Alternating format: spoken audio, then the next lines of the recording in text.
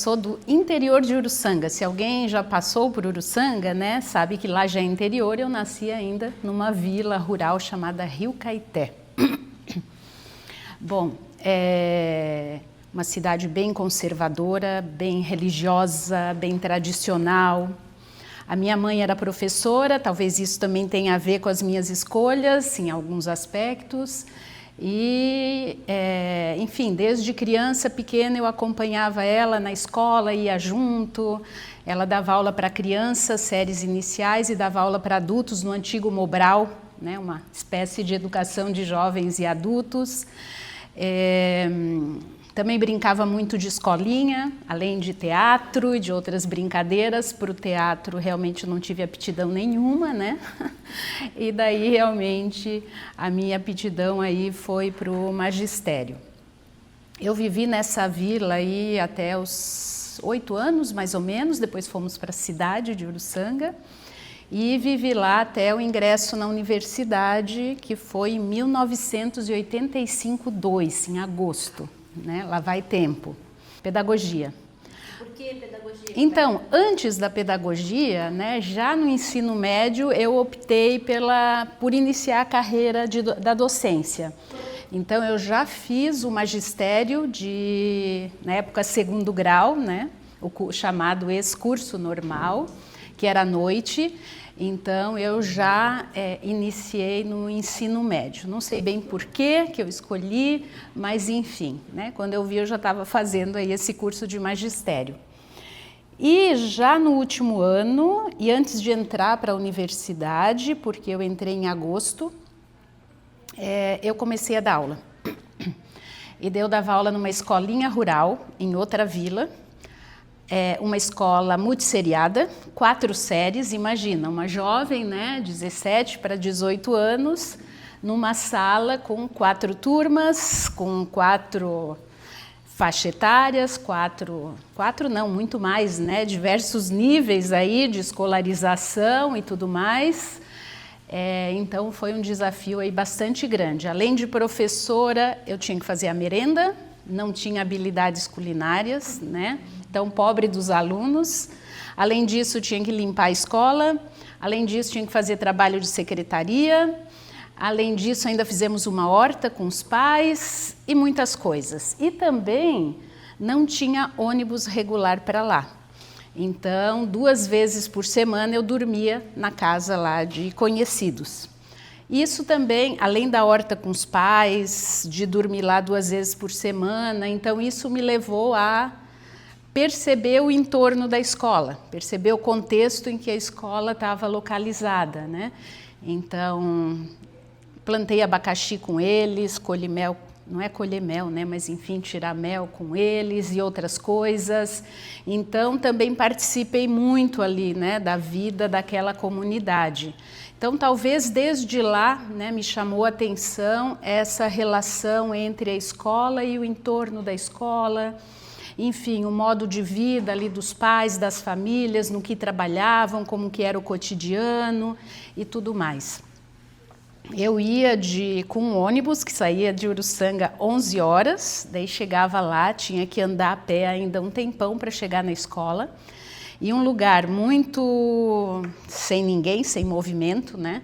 Morria de medo, eu ia cantando bem alto o tempo todo para disfarçar o medo. E daí, para voltar 2 vezes por semana, eu dormia lá, como eu falei, e as outras 3 eu pegava carona com a Kombi da Pai, que me levava até um distrito que hoje é município, que é Cocal do Sul, e daí de lá pegava um ônibus para Uruçanga. Enfim, era uma novela, né? Mas eu tenho boas recordações de lá. Bom, depois, né, já tinha feito a escolha e o vestibular para o curso de pedagogia e vim morar em Florianópolis. Então, daí, bom, o mundo se abriu ainda mais, né? Primeiro se abriu do Rio Caeté para Uruçanga, né?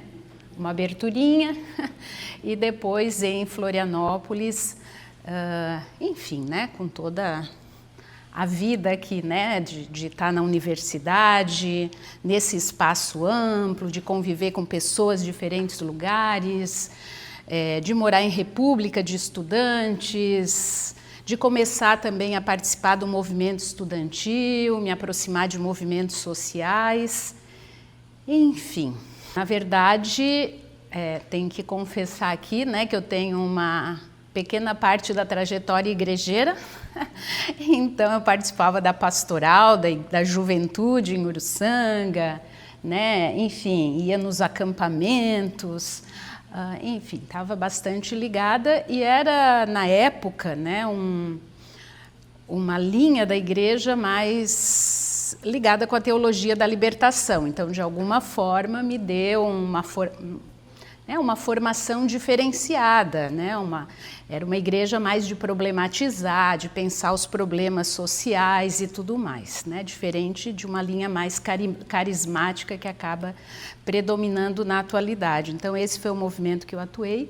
E aqui em Florianópolis foi no movimento estudantil. Né? Claro que havia ações de solidariedade, de atividades conjuntas, mas eu participei diretamente do movimento estudantil. É quando eu vou fazer mestrado na Universidade Federal de São Carlos e imagino que pela minha experiência de docência, né, inicial, eu queria estudar algo relacionado à educação rural, não chamávamos educação do campo como hoje.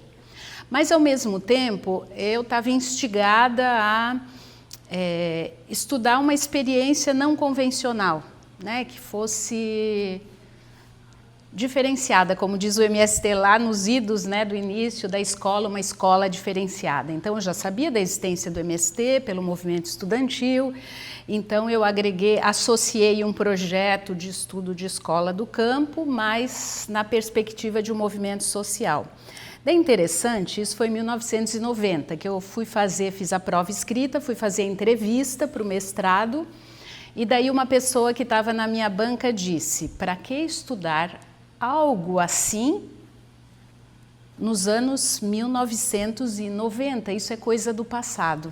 Veja só, estudar o rural, estudar o MST, estudar a escola do campo é coisa do passado.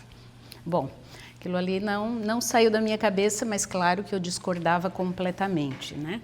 Então, no mestrado, fui com um projeto de estudar a escola no MST, particularmente a proposta pedagógica do movimento, era o que eu queria entender, saber o que havia de fato de diferente na proposta e na experiência nos assentamentos.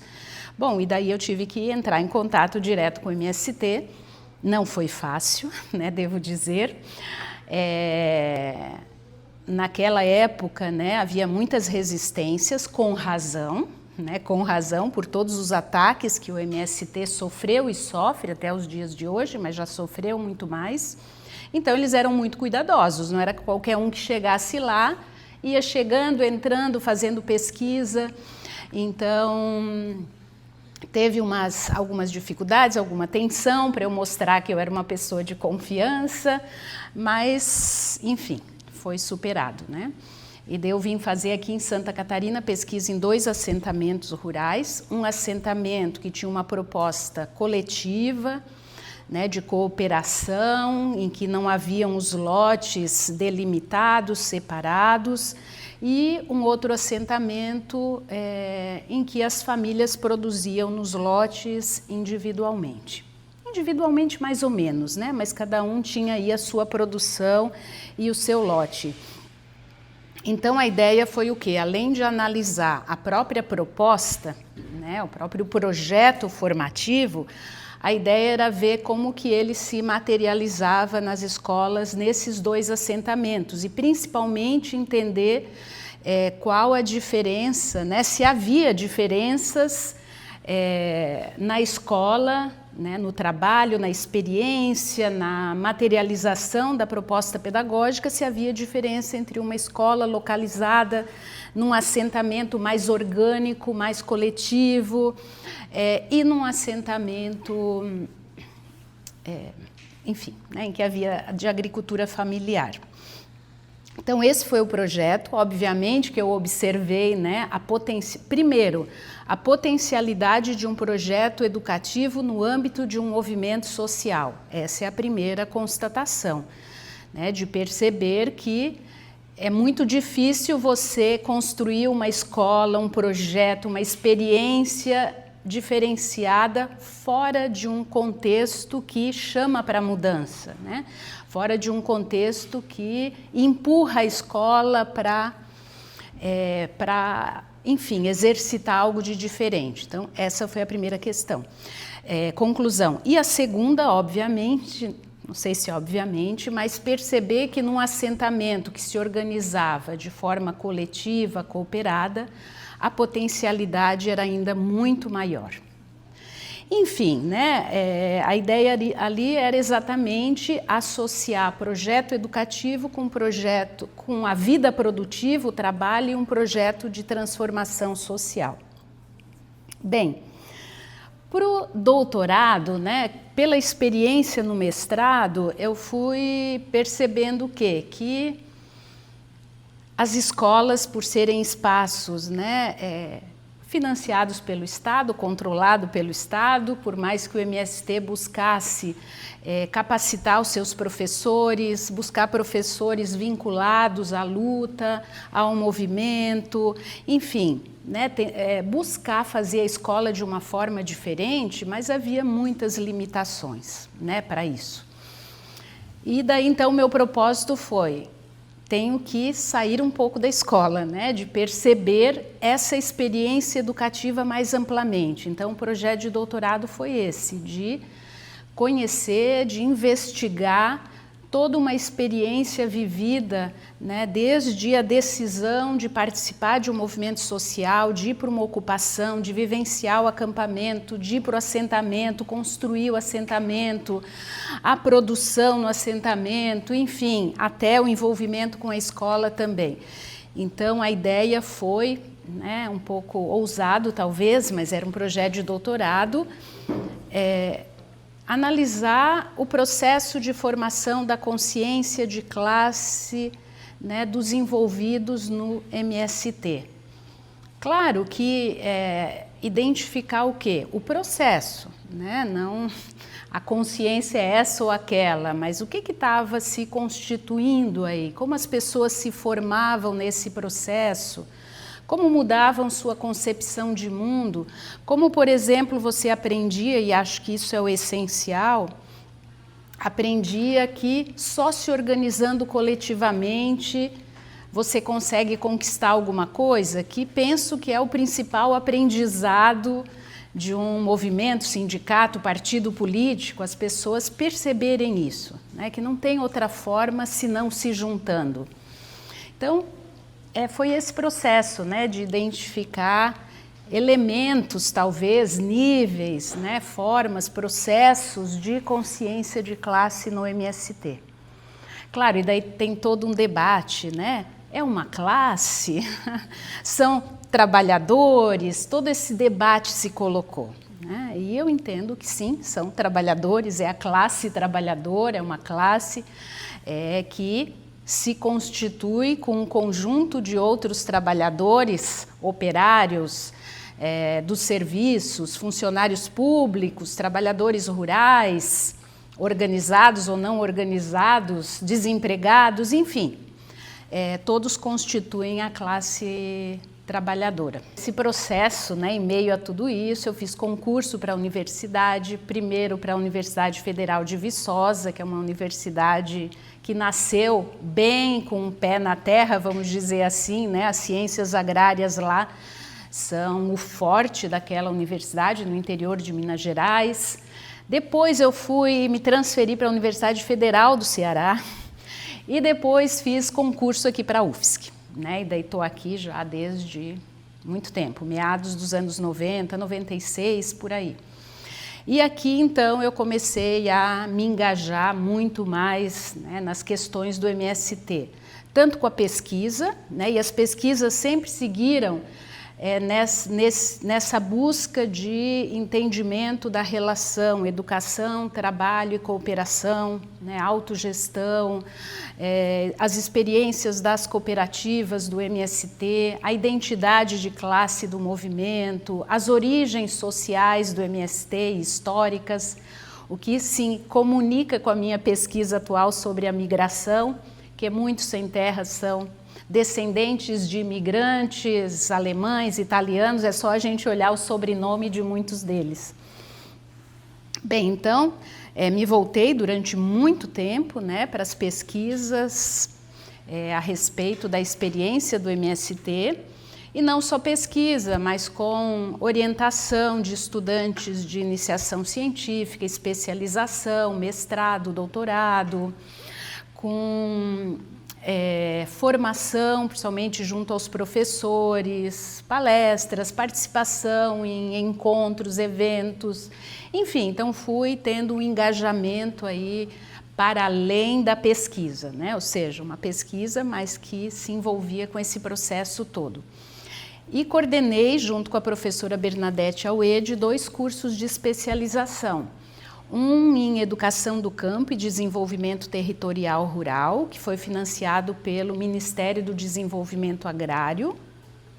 Foi, se eu não me engano, 2007, 2008, que era um curso interdisciplinar. Então, nós tínhamos estudantes da agronomia, da pedagogia, das ciências sociais, enfim, da veterinária. Foi muito bacana e também com envolvimento de professores de várias áreas. E depois também eu e a professora Bernadette coordenamos um curso, daí financiado pelo Pronera, que é Ensino de Ciências Humanas e Sociais em Escolas do Campo, que seria para formar professores para trabalhar com as disciplinas de Geografia, História, Filosofia e Sociologia. Também foi muito interessante a proposta.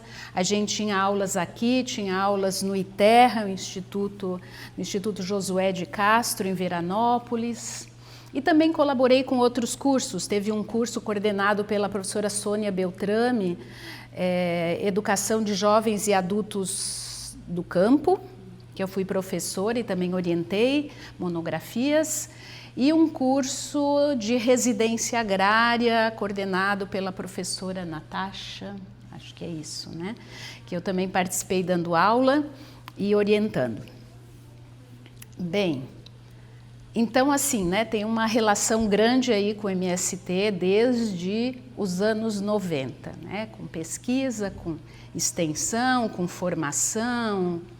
Foi um período de, talvez, de maior movimentação, mobilização do MST em âmbito nacional, né? Muitas caravanas para diferentes lugares, né? Os assentados e acampados viajavam a pé, né? Por dias, até chegar em Brasília, por exemplo, e nesse processo, na viagem, iam parando nos lugares, doando alimentos, fazendo roda de conversa, fazendo formação. Então, realmente foi um período assim de muito potencial, né? De criação de muita coisa, de mobilização, de enfrentamentos, de ocupações de terra. E Santa Catarina não estava fora disso, né? De fato, haviam muitas caravanas para cá e a gente participava. O Sem Terrinha, bom, é algo à parte, né? Lindo. Teve uma vez que teve uma assembleia deles e atividades aqui no campus, numa grande lona, e eles todos com o boné vermelho, e daí alguém, que eu não lembro agora, escreveu sobre eles, parece uma plantação de moranguinhos, né? Então foi muito bonito. E daí tem algumas coisas que eu me recordo muito bem, né, desse dia. Eu imagino que a professora Bernadette deve ter contado algumas, ela estava bastante envolvida também. Uma delas foi o seguinte, eles não conseguiam trazer todas as crianças para cá. Tinha limite de transporte, de tudo, os assentamentos são distantes, oeste, extremo oeste. E daí eu lembro de um assentamento, acho que foi o Conquista na Fronteira, que as crianças fizeram um movimento forte lá, inclusive, enfim, interviram até na produção, sabe? Atrapalharam um pouco e falaram, olha, ou vamos todos ou não vai ninguém. Eu não lembro a história toda para contar, mas foi fantástico, ou seja, eles mesmos se mobilizando que ou vão todas as crianças daqui ou não vamos. E fizeram campanhas, foram atrás, venderam, parece, um porco que era lá do assentamento para conseguir dinheiro para vir. Outra coisa que não me sai da memória, eu tive o prazer de acompanhar, não sei se a Sandra, a Bel acompanharam, que foi uma audiência das crianças com o governador do estado, Luiz Henrique, exatamente. Bom, daí se colocou o Luiz Henrique, a equipe dele e todas as crianças na mesa. A gente, os adultos, né, os que vieram com eles e os que puderam acompanhar, ficaram em pé, só assistindo a cena, né? Bom, eles trouxeram pauta, obviamente, organizada, discutida, apresentaram pauta. E assim, me impressionou aqueles pirralhos negociando com o governador, né? E chegou uma hora que o governador, daí os do acampamento falaram, o senhor devia ir lá para ver como é que é. Ficar embaixo daquelas lona preta, com calor, com frio, vamos lá para ver como é que é. Então, assim, ficavam, não tinham receio nem medo porque era uma autoridade, né? Então, assim, são dois exemplos, mas teríamos muitos, né, para mostrar o que é essa organicidade, esse engajamento, essa consciência crítica e esse protagonismo das crianças. É fantástico. E daí a gente vê como a grande mídia coloca, é um absurdo, o MST leva as suas crianças, põe as crianças como barreira na frente, né? Não respeitam a infância. Quem não respeita a infância, né? O MST, imagina. Então, pelo contrário, a gente vai vendo que eles estão aprendendo, participando, se envolvendo, sendo respeitados, sendo ouvidos, né? Inclusive, em todas as ações do MST, sempre tem a ciranda infantil, tem esse cuidado com eles, né? Até para as mães, aí a questão feminina também, né? Geralmente as mulheres acabam assumindo a responsabilidade dos filhos, não participam das reuniões, não estão nos cargos de liderança. Então, essa forma que se criou de ter a ciranda infantil permitiu que as mães pudessem se engajar, viajar, participar das atividades e tudo mais, né? Então, nos eventos sempre tem as escolas, tem as cirandas infantis. Aqui no encontro do Sem Terrinha, nos encontros, né, foi muito bacana, porque assim, não era muito simples, né, muita gente, mas conseguia agregar a experiência política, por exemplo, de ir para uma audiência, de reivindicar, de ter uma lista de reivindicações, que era o quê? Escola, parquinho e várias coisas assim. Que era a experiência também que muitos tiveram de visitar uma comunidade aqui no morro, uma favela, de ter contato com as crianças de lá, que era de aproveitar a universidade, fazer oficinas. Então a gente oferecia várias oficinas, desde desenho, tambor, fazer colar com miçangas, enfim, né, música, então várias oficinas, até, claro, ir à praia, né, gente? Quem nunca tem praia perto, muitos não conheciam a praia. Outra imagem fantástica, né? Chegar na praia, descer do ônibus correndo, pegar a enxada. E, gente, quem viu isso, né? Então, na areia, assim, parecia não, realmente agricultor, né? E de cavar, e de fazer buraco, de fazer estrada, e de fazer isso e aquilo. Então, muito bonito, essa possibilidade de você ter uma experiência de vivenciar tudo o que era possível aí, de vivenciar a infância, de vivenciar a política, de ter turismo, de conviver com outras crianças. A gente também teve experiência junto a escolas públicas aqui de Florianópolis, lembro uma que é ali na Agronômica, Padre Anchieta, a Bel conhece bem, já acompanhou lá, né? Que a gente fez uma atividade com adolescentes e jovens do ensino médio da escola com jovens do MST. Então, botamos todos juntos para conversar, um fazer pergunta para o outro, né? Como é a vida, como é a escola, o que você faz final de semana, o que tem no assentamento, o que tem aqui no seu bairro, na sua rua. Então também foi muito bacana essas experiências de conexão, de troca, de intercâmbio. Não assumi uma dimensão maior, né? Lamentavelmente, às vezes as pessoas falavam, universidade. Não, não é universidade, gente, são pessoas da universidade, né?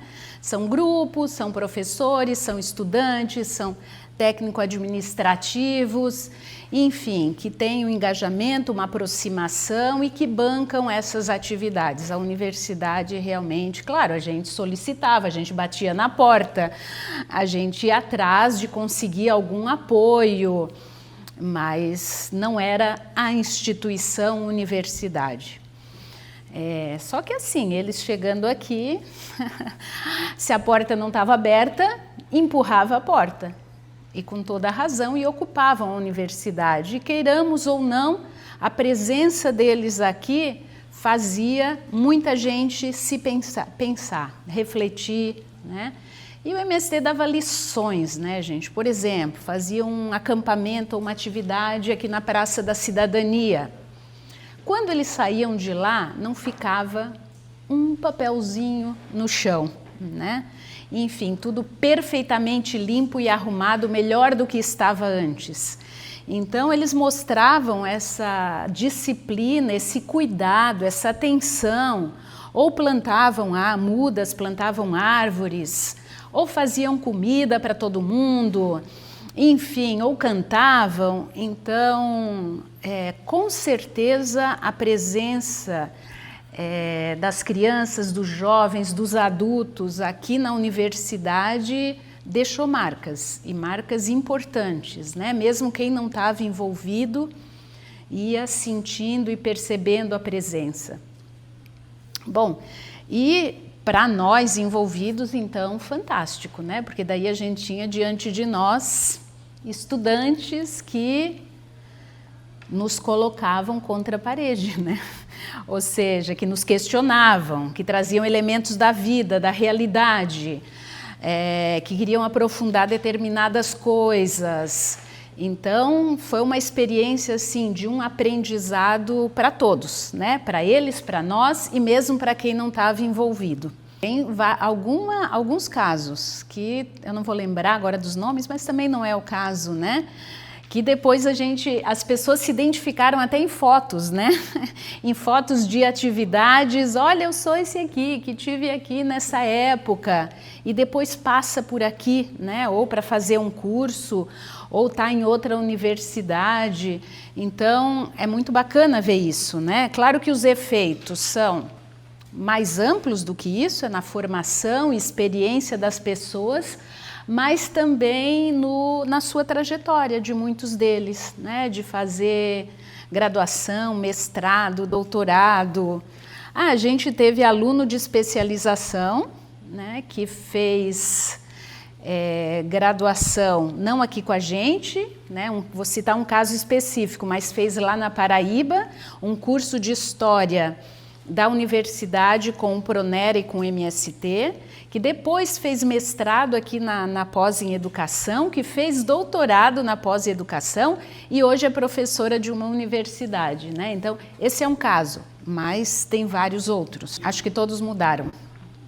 Não vivemos mais, né, o que foi a ascensão bastante grande do MST nos anos 90, todo o avanço na organização cooperativa da produção, né, que teve um salto aí nos anos 90, enfim, todo o exercício de construir uma experiência diferenciada na vida como um todo, nas grandes massas, né, nas ocupações em grande volume. Enfim, a gente vive um período diferente, né?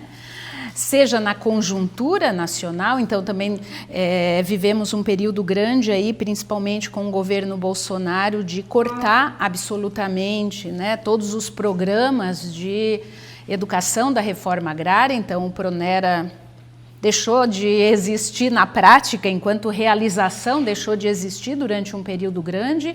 Agora é que a gente está com outro curso, que é coordenado pelo Mauro Titon e pela Bel Serrão, né, que é de educação e infância no MST, mas assim, há muitos anos que a gente não tinha uma iniciativa assim. Então, tem essa questão pontual, né?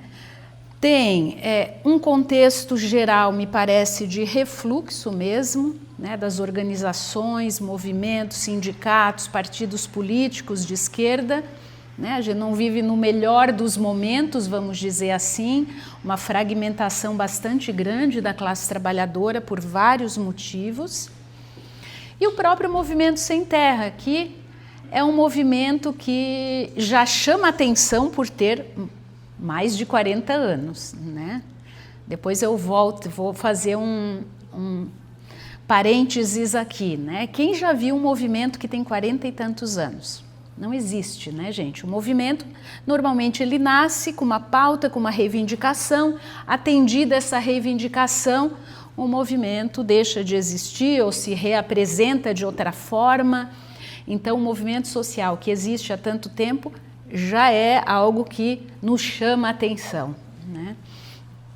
Além disso, um movimento original, totalmente original, com práticas politizadoras, com uma capacidade de organização nacional. Então, veja, é um movimento social com 40 anos, é um movimento social nacional, é um movimento social articulado na América Latina, com a Via Campesina, é um movimento social que entra nas universidades, que oferece cursos de graduação, de pós-graduação, que tem uma escola de formação, aliás, algumas escolas de formação, como Florestan Fernandes, né, formação política, escolar e técnica em Guararema, São Paulo, o Instituto Josué de Castro, no Rio Grande do Sul, institutos de agroecologia, então também, né, um movimento social articulado dessa forma. Enfim, um movimento que tem formas de luta muito originais ou recriadas, talvez, né, a partir de outros movimentos históricos, com uma radicalidade impressionante. Imagine o que é você romper a cerca de uma propriedade privada e entrar, né, e ocupar, e acampar lá em cima. Enfim, em deixar tudo para trás, né, ir com algumas coisas e estar lá no acampamento por meses, por anos, embaixo de uma barraca de lona, contestando, desafiando a propriedade privada.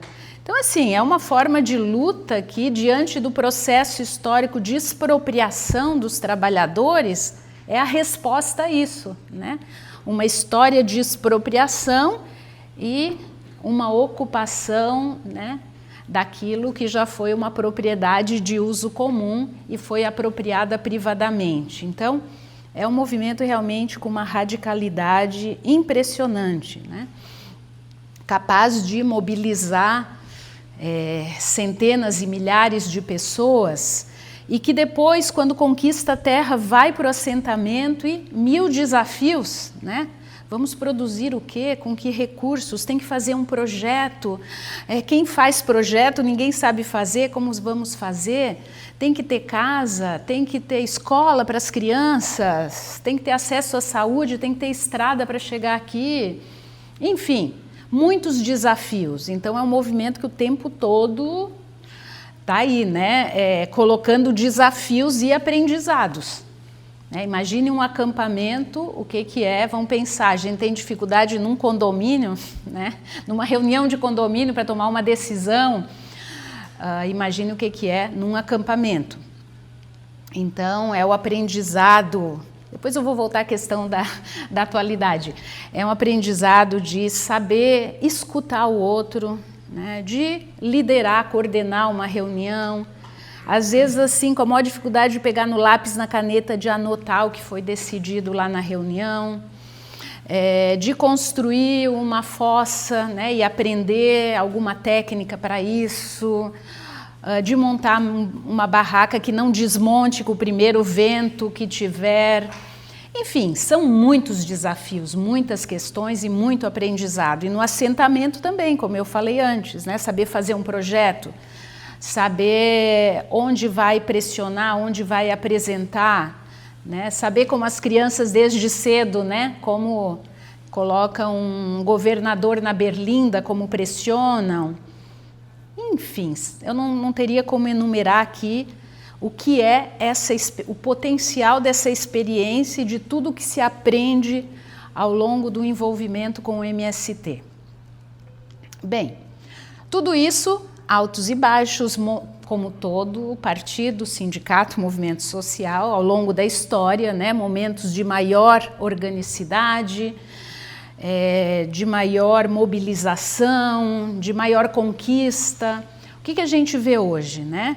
Primeiro, poucas conquistas. Então, a gente sabe que uma luta é movida por isso, né? Os trabalhadores aí da prefeitura estão em greve, os da UFSC também estão em greve e, obviamente, estão lutando e por uma conquista, né? Para atender alguma das reivindicações postas.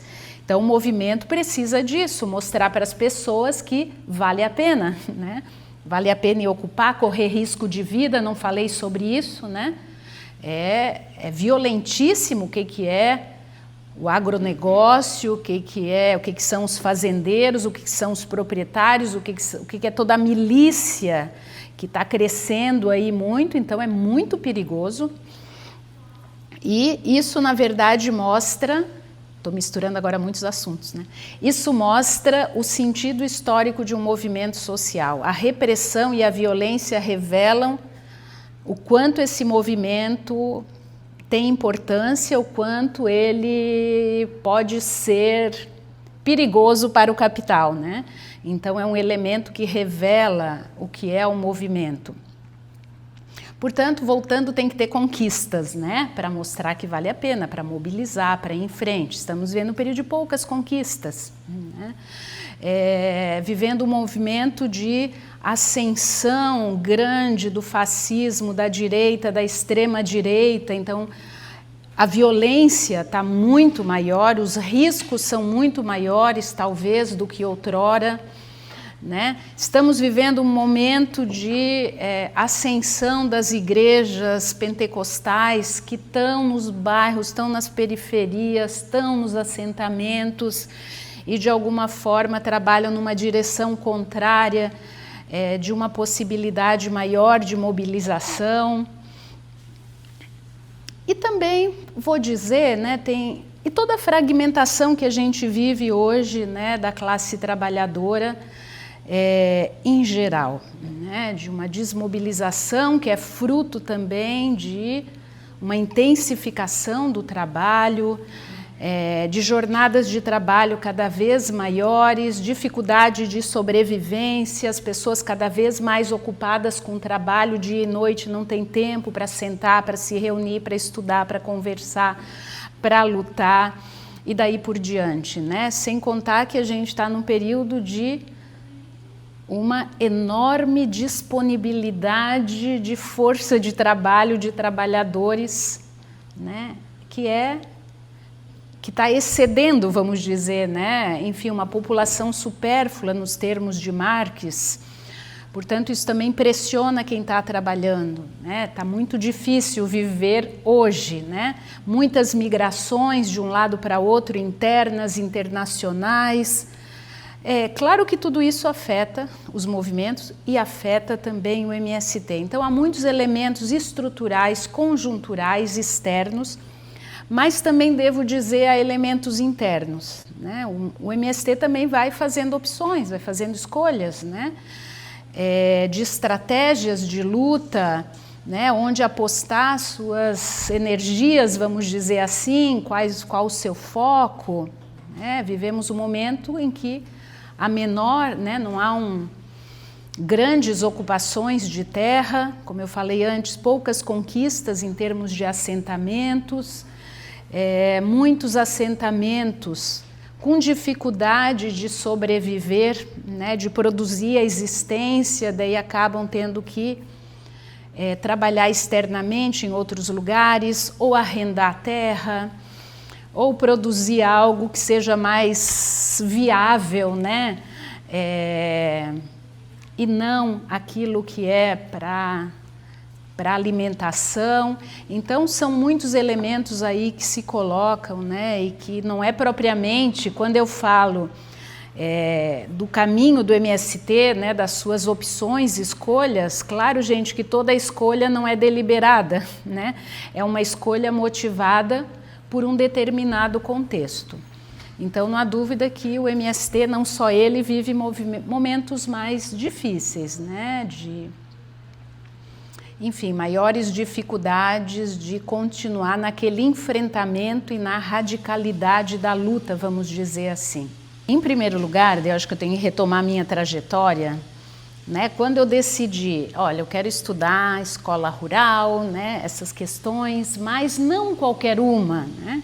Então, assim, talvez eu não tivesse clareza disso. Hoje, olhando para trás, eu tenho uma clareza maior, que é de buscar, assim, entender nesse contexto que a gente vive, né, de, podemos dizer, contra-revolucionário, o que há de novo? Então, é um pouco isso que me mobilizou, né, para a pesquisa, para o engajamento com o MST. Tentar perceber na velha sociedade qual é o germe do novo, onde ele está, né? O que a gente pode perceber e investigar de possibilidade histórica. Então é assim que eu vou olhar para o MST, né? Que vou buscar. E daí, claro, que eu vou perceber, né, muitas potencialidades, né? Para mim, pelo menos no período que eu estive mais aí imersa, né, o MST é um grande laboratório. É um laboratório de experimentos, né?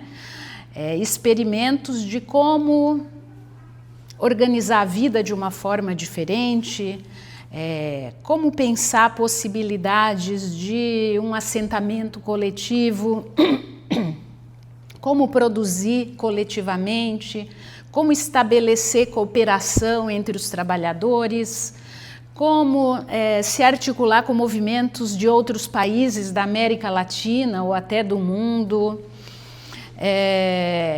Enfim, criar escolas, imagina, criar institutos de agroecologia,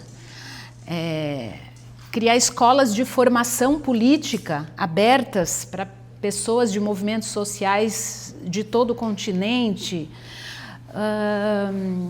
Enfim, eu sempre vi o MST como esse laboratório, esse exercício de desafiando tudo, sabe? Construindo possibilidades diferentes em meio ao velho, né? Em meio a essa estrutura podre que a gente vive e que cada vez está mais destrutiva.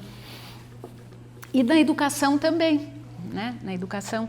Então, o que a gente vai observar, né? Nas escolas, né, ou no processo formativo na sua totalidade. Desde coisas muito pequenas, mais simbólicas, o nome das escolas, né? Quem a gente homenageia, como a gente olha aqui no nosso redor, nome de escola, nome de rua, nome de universidade, finalmente mudou o nome desse campus, né? Quem a gente está homenageando? Militares, né?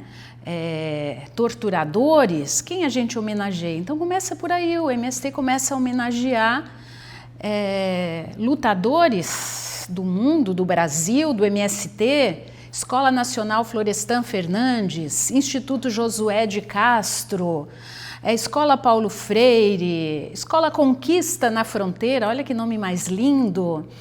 Também homenageia militantes, lideranças, não só lideranças, base também do movimento que sofreram massacres, como a gente teve vários ao longo da história aí do MST. Oi? Margarida Alves. Então, assim, é simbólico? Mas é de uma simbologia, não, é de uma materialidade mesmo fantástica, né?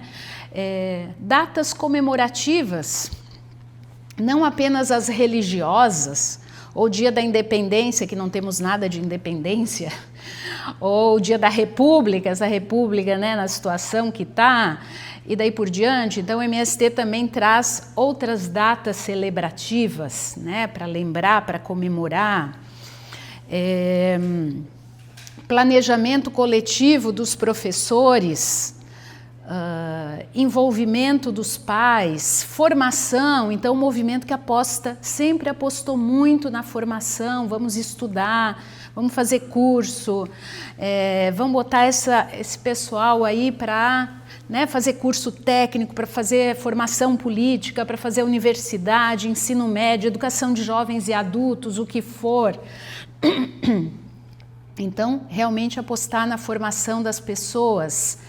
A questão, voltando para a experiência socialista, então da auto-organização, seja dos professores, seja dos estudantes. Muitas escolas exercitaram experiências assim, em que os estudantes formam grupos, se responsabilizam desde o embelezamento da escola, ter uma flor aqui na mesa da professora, a limpeza, o jardim da escola, organização de um teatro, de música.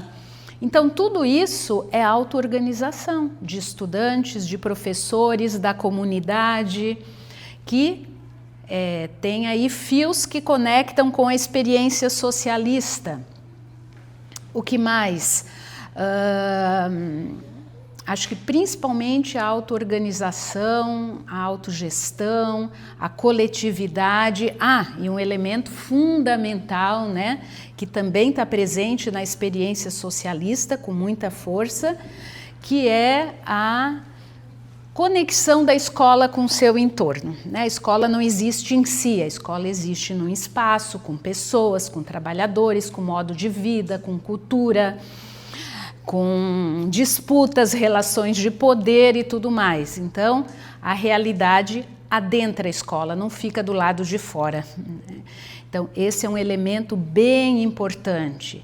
Que, claro, e daí a escola do MST vai ter uma referência muito grande na experiência socialista soviética.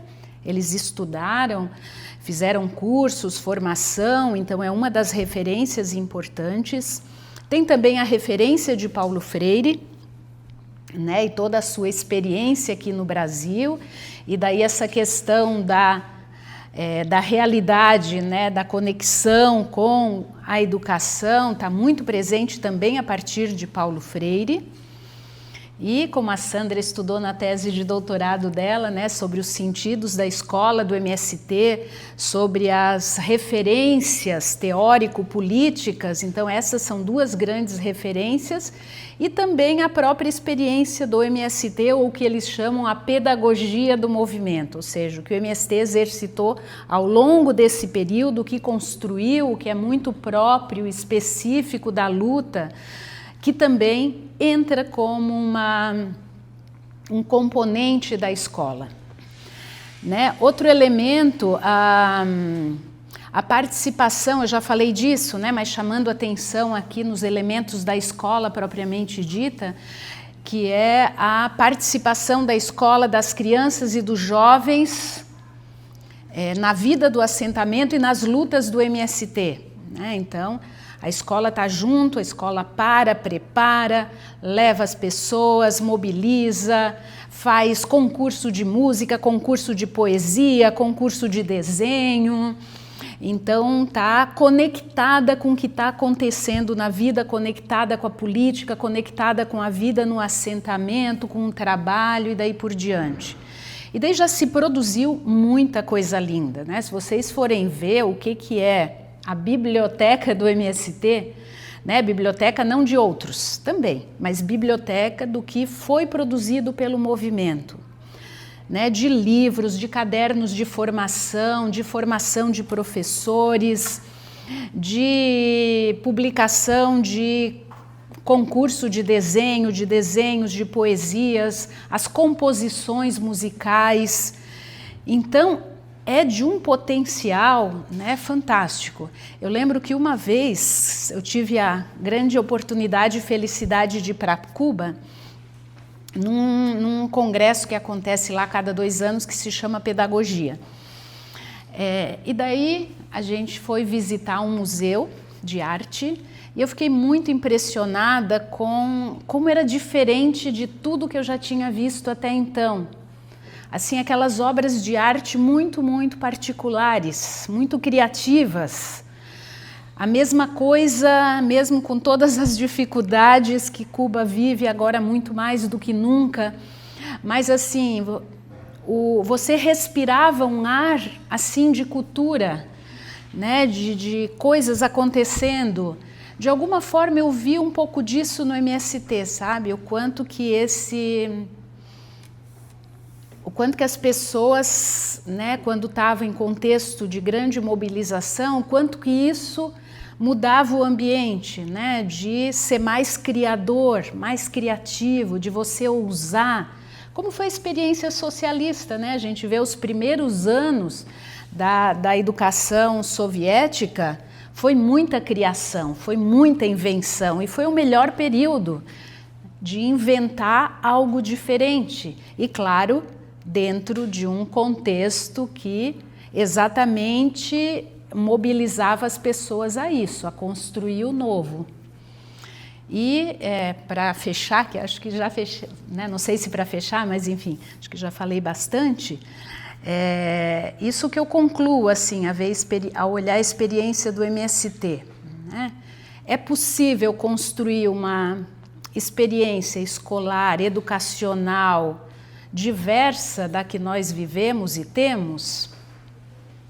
Penso que, em parte, sim, mas ela em si, sozinha, será muito difícil, né? Então, no MST eu vi essa possibilidade exatamente porque ela estava dentro de um movimento social organizado que permitia, possibilitava e empurrava para isso, né? Desafiava a escola, os professores, os pais, os estudantes, a todos para construir algo novo. A gente vive um momento e significa olhar para o passado e olhar para frente também, né? Então tá certa, né? Foram esses 42 anos.